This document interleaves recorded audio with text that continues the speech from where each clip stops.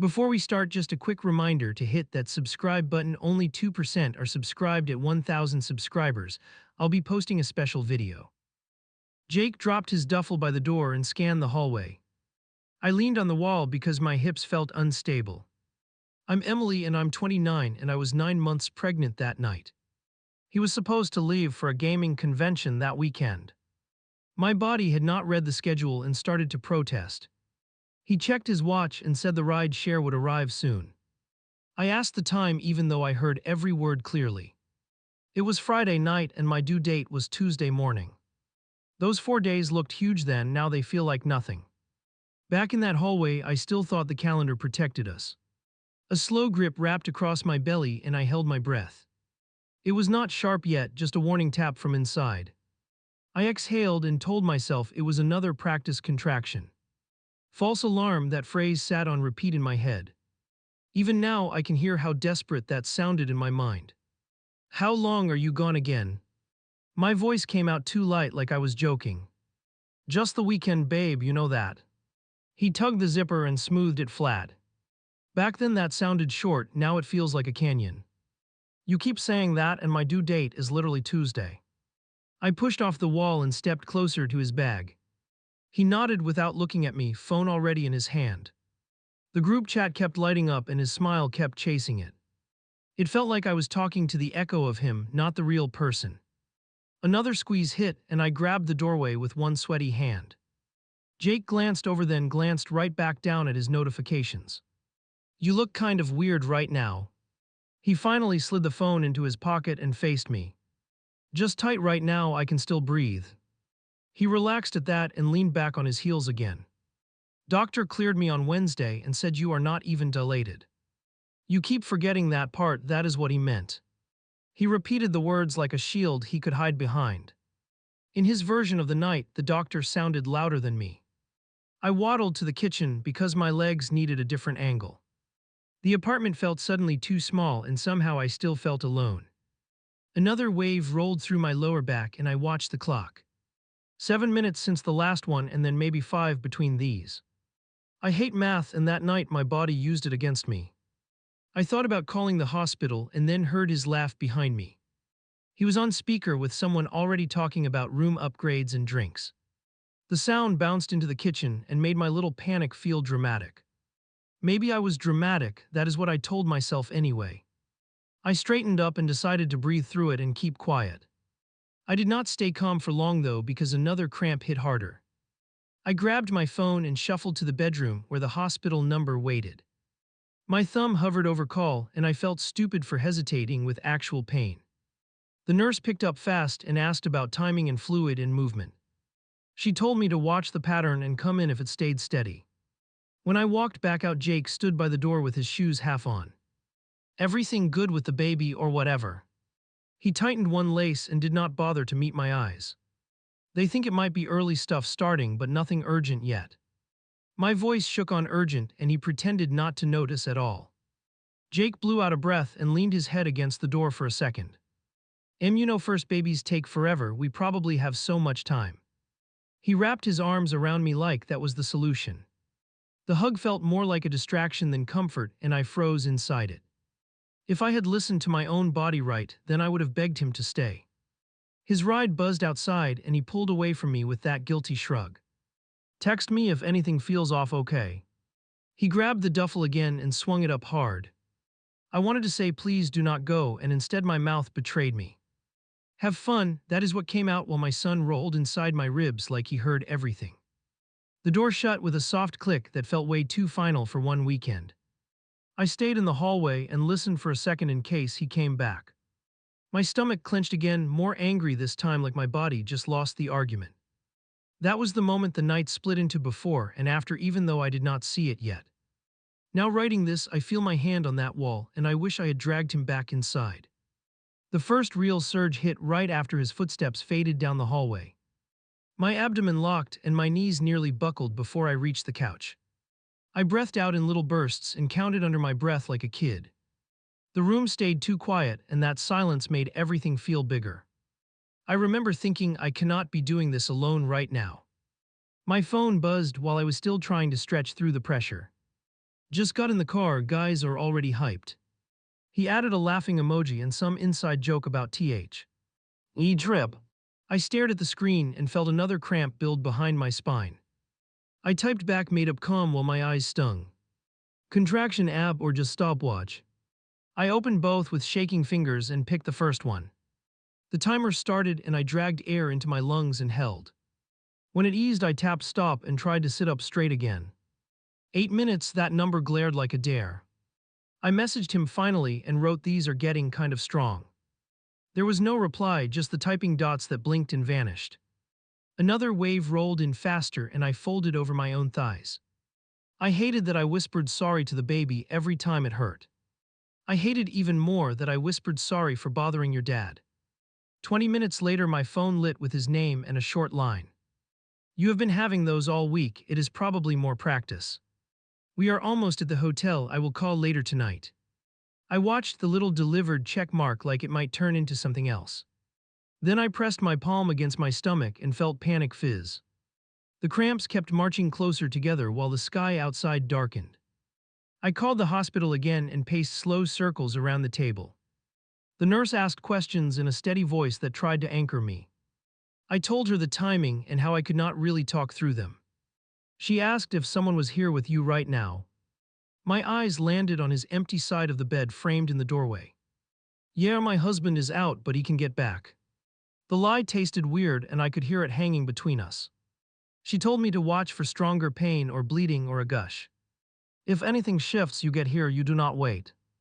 After that call, I filled a water bottle and forced a few swallows. Each sip turned into another countdown because the tightenings kept interrupting. I leaned over the counter with my forehead on my arm and swore softly. This was not the slow, gentle build everyone talks about in birth stories. It felt like my body had skipped the tutorial and hit fast forward. I opened our chat and wrote I might actually be starting labor now. My thumb hovered above send while another contraction clawed across my lower back. The message sat unsent while I braced myself against the wall again. I erased the word labor and replaced it with cramps because that felt safer.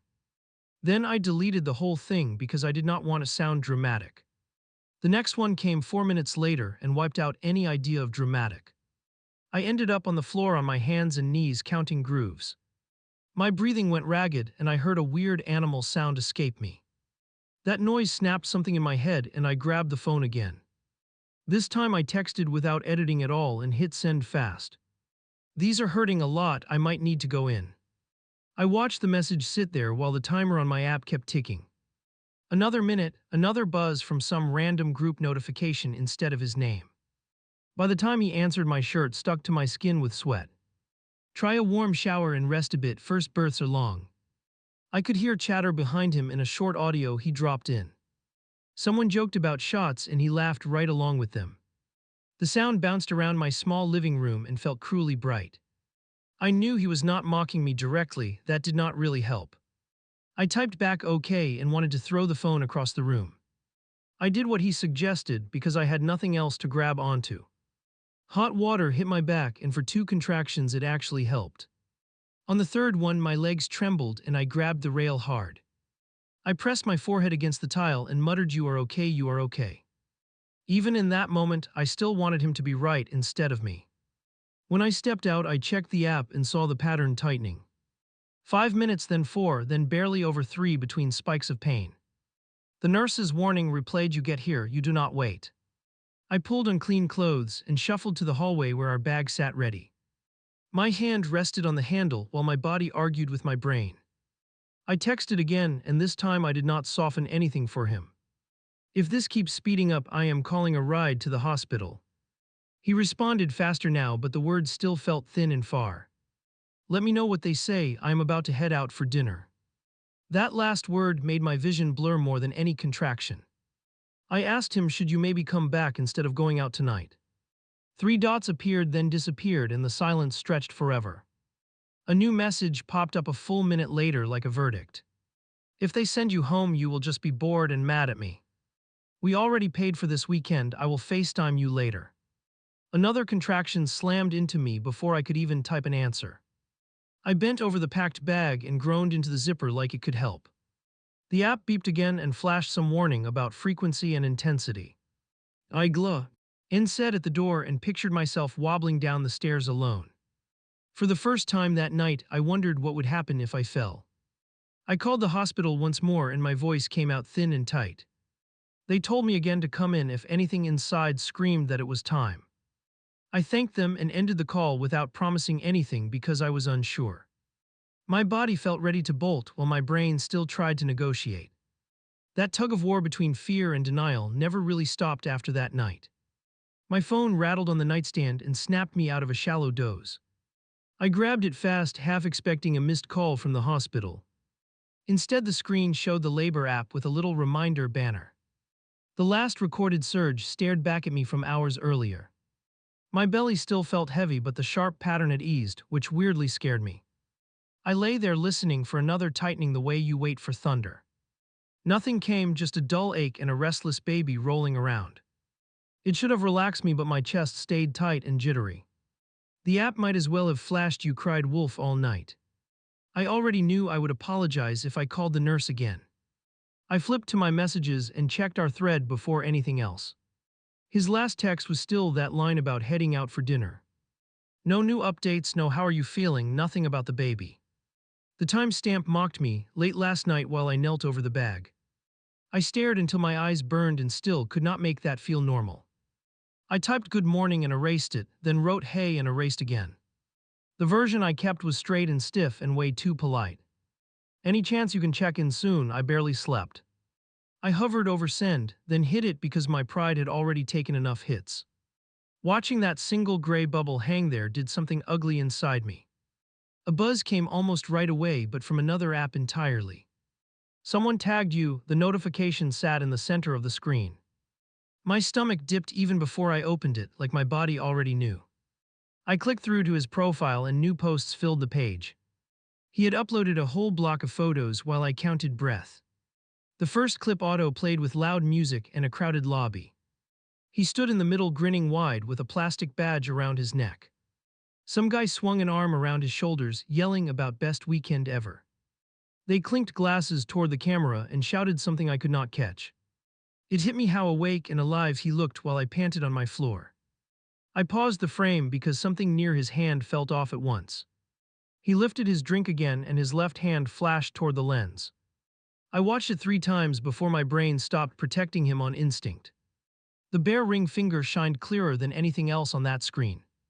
He had taken it off, at least for that moment, and my throat went dry. I told myself there had to be a harmless excuse just waiting. Maybe his finger had swollen, maybe he did not want to lose it. You hear those stories, and I tried to stuff this into one. Even as I argued with myself, my thumb opened the next image. That second photo killed every nice little story I tried to build. It was a group shot in some bar with low ceilings and loud energy. 4 men crowded together, a woman wedged tightly against his side. Her head rested against his shoulder and her arm circled his waist. He leaned in too, not like a stranger caught in the frame. I zoomed until the pixels blurred and my pulse still climbed higher. The caption punched me harder than any contraction from the night before. "Boys' night kick-off, can we survive this chaos?" I stared at the word "boys" with that woman pressed flush against him. Comments stacked underneath, one friend asking since when do boys wear lipstick. Another wrote "get your own room already" with 3 laughing emojis.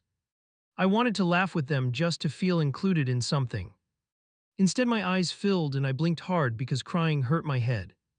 My body chose that moment to fire off another solid tightening across my middle. I clutched the sheet with one hand and the phone with the other. For a few seconds the physical pain actually felt easier to understand. When it eased, I scrolled down through more clips like I was searching. He did not look drunk in most of them, just loose and confident. Every time the camera swung his way, the ring was still missing. The woman kept appearing too, always drifting closer, always within reach. Later my lawyer would freeze those exact frames, but right then it was just me and my denial. I snapped screenshots without thinking and saved them to a private folder. The gesture felt sneaky and paranoid and also like self-defense. My thumb shook as I opened our chat again and typed slow. "You lost your band, or did you just forget to wear it?" I watched the read receipt pop up almost instantly and my just logged. Typing dots flickered, stopped, started again, each pause stretching my nerves thinner. Relax, I took it off earlier because it was rubbing weird. He added a joking line about how his finger needed a break. Funny how nothing sounded like a joke on my side of the screen. I answered huh and attached one of the photos where his hand was clear. The app showed he was still online, yet no answer came through. My imagination filled that silence with 100 possible rooms and scenarios. He finally replied with a shorter message that felt more like a shrug. Babe, it is not that deep, people take pictures all night. He added chill, which landed harder than anything else he wrote. Another pang grabbed my lower back and dragged me forward on the mattress. I breathed through it as evenly as I could manage and counted again. The timing had stretched out, but the ache stayed mean and relentless. I realized I was tracking screenshots and contraction gaps with the same focus. Both sets of numbers felt like evidence something big was already sliding out of control. I hit call before I could talk myself out of it and pressed speaker. Noise exploded on the line, clinking and shouts and overlapping conversations. Where are you right now? My voice came out sharper than I planned, and that surprised me. Lobby bar, we just grabbed food, what is going on now? There was a clatter on his end, like he covered the microphone fast. In the muffled quiet, I heard a higher laugh right near the phone. You okay? Do you need to go in? For a second I almost backed down because at least he asked. Then I remembered the photo of her hand on his hip and steadied myself. I told him the surges had changed and the nurse wanted me watchful. He responded with something about trust the process and relax between them. His words floated over the line while someone ordered another round beside him. You are not here, I blurted, you are partying and I might be starting labor. Silence hit so fast I thought the call had dropped. He exhaled and said I cannot ditch an entire group for a maybe. The word maybe hooked under my ribs and stayed there digging. You have neighbors, you can call an Uber, you will be taken care of. He threw options at me like they were generous favors. None of them included him, and that detail finally felt impossible to ignore.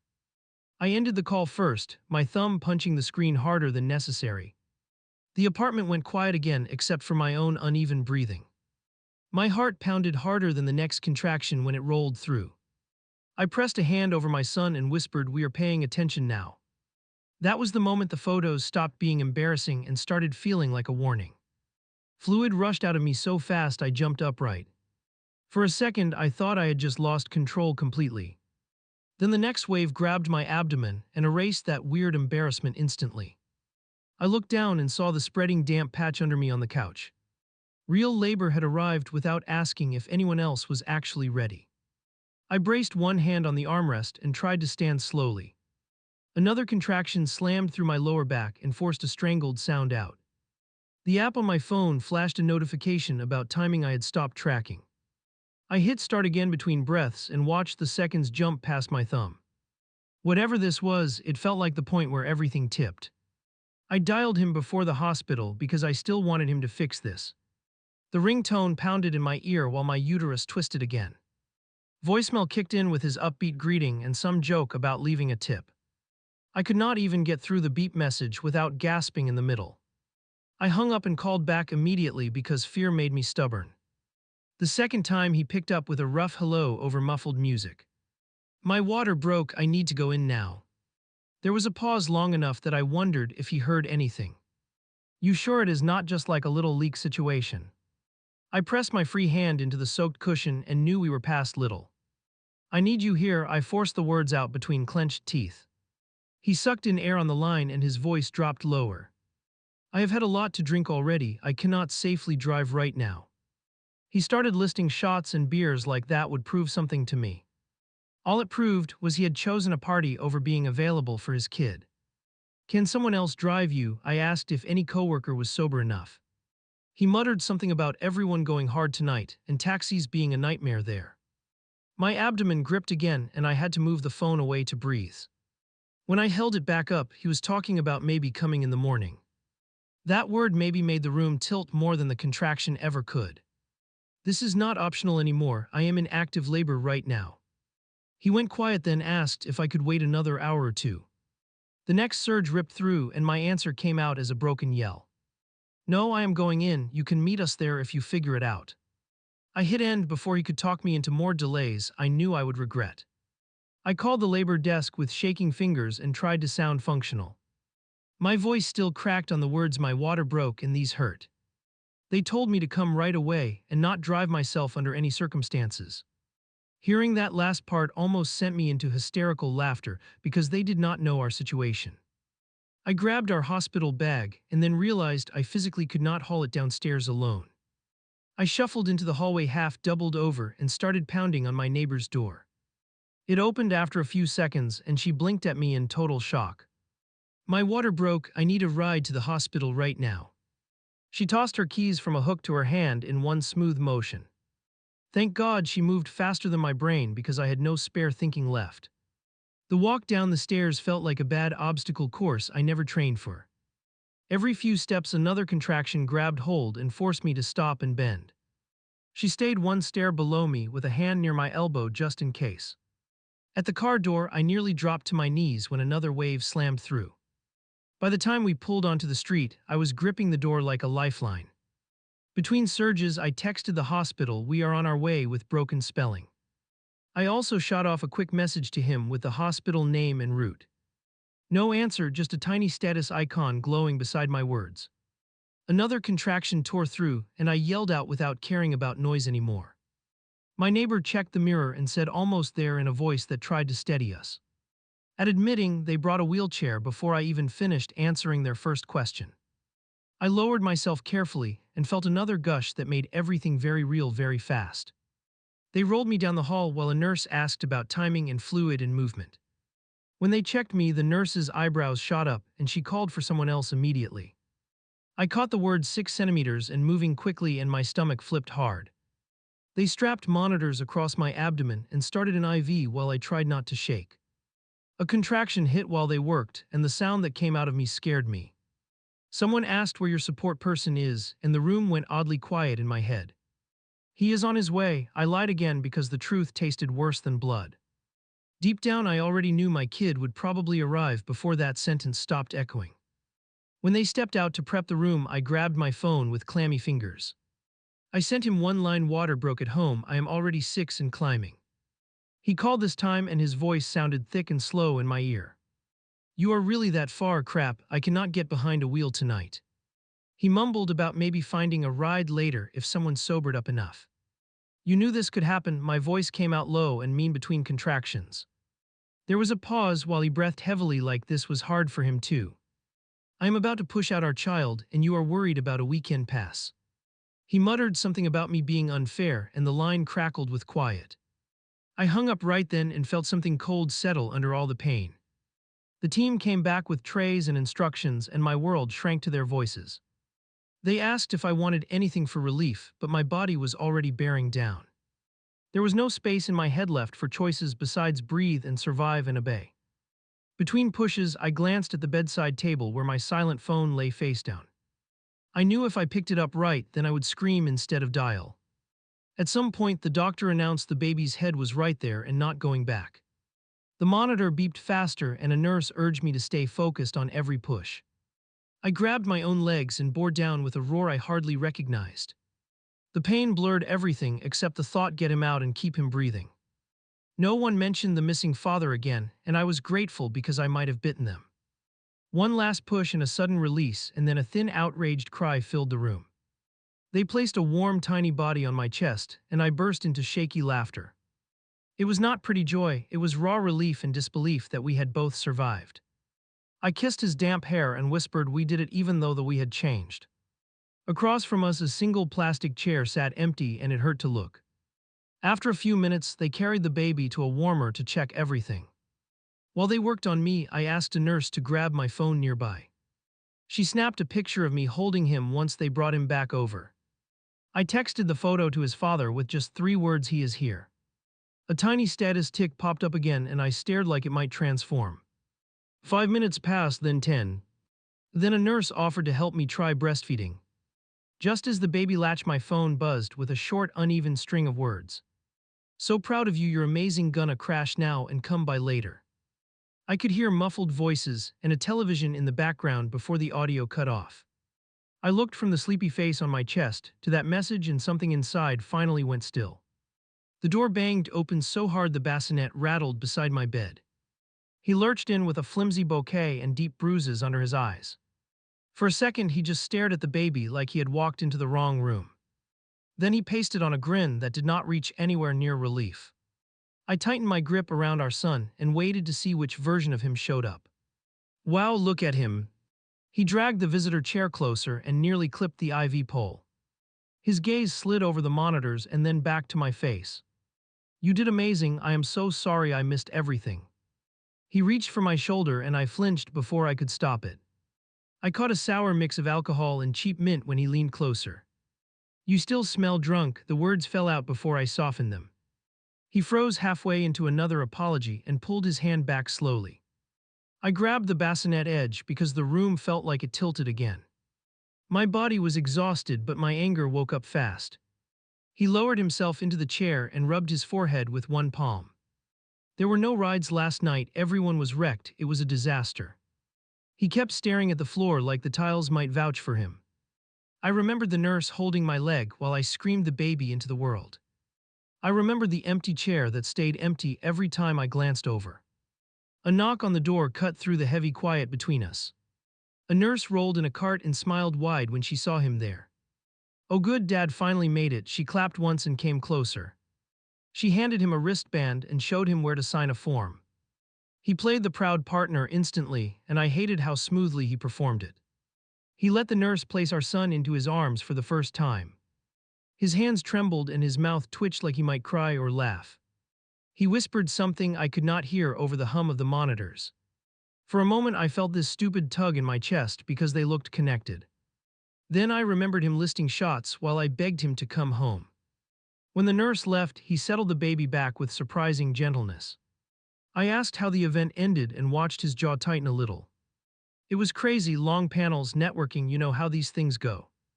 He rattled off safe words that never touched the bar or the woman from the photos. It sounded like a script written for a marriage he remembered differently than I did. I unlocked my phone and opened our thread between nursing checks and blood pressure. He glanced over and his shoulders lifted like he already knew what I was pulling up. I scrolled to the screenshot of him with that coworker pressed against his side. I angled the screen toward him so there was no way he could dodge it. You want to try that story again while this is in front of us? He stared at the picture and his expression flickered through three emotions too fast. First surprise, then irritation, then something almost bored like we had done this before. Everyone was crowding, it is just how people stand in pictures. He shrugged one shoulder and focused on the caption instead of their bodies. The shrug hurt more than any admission would have. I zoomed in on his bare hand near her hip until the pixels broke apart. You left your ring somewhere between our apartment and that lobby. I kept my voice steady even though my chest felt like it was tearing. He rolled his eyes and muttered about swelling and not wanting it damaged. The excuses piled up, but none of them were about me. A tech came in to check vitals and the conversation snapped off mid-fight. He jumped up to help adjust cords and move the chair out of the way. He asked the tech questions about weight and heart rate and charts. For a minute, he looked like the partner I imagined during every prenatal appointment. The tech left calling us a cute family, and the word cute landed like a brick. Discharge came faster than I expected, and suddenly we were packing to leave. You sure you can drive? I watched his face while I tied my shoes. He straightened, a little offended, and said, of course, I am fine now. I waited a beat, then handed the car seat to my neighbor instead. He caught the message but swallowed his protest because staff watched us closely. Back at the apartment, the day blurred into diapers and feeding attempts and paperwork. He moved around grabbing things and asking where items were like a guest. We kept skirting the real topic with shallow comments about how small the baby looked. Every time he said we, I mentally corrected it to me and this little person. Silence filled every space. The word partner should have lived in.